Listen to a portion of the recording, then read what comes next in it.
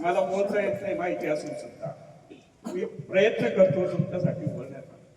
तुम्ही कोणते प्राणी पाळलेले आहेत? कोणी काय पाळलेलं आहे सांगा बरं. काय आहे तुमच्याकडे? मांजर पाळलेले कोणी?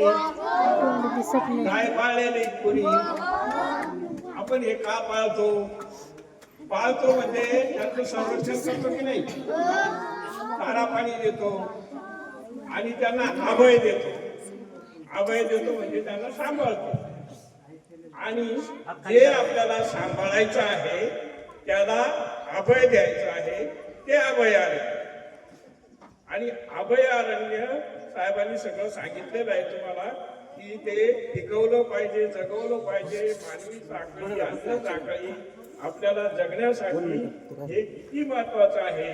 इथे मंदिरं आहेत, नद्या आहेत, अशा चांगल्या चांगल्या गोष्टी मानवाच्या कल्याणासाठी आहेत.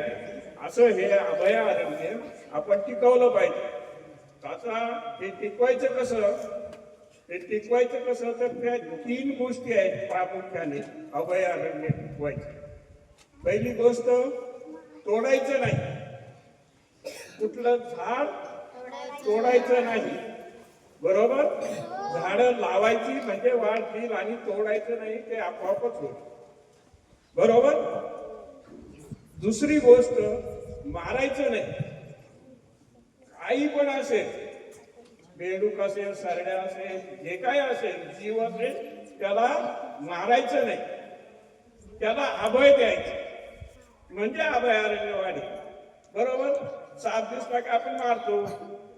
दुसरा काही प्राणी असेल, कुत्रा असेल तर त्याला दगड मारतो, तर ते मारायचं नाही. आणि तिसरी महत्वाची गोष्ट म्हणजे कुठली गोष्ट जाळायची नाही. जाळायची नाही.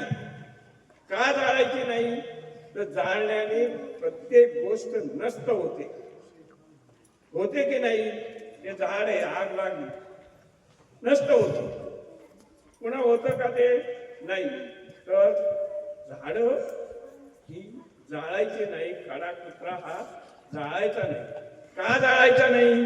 त्याच्यापासून धूर निर्माण होतो आणि धूर झाल्यावर आपल्याला चालेल का तो?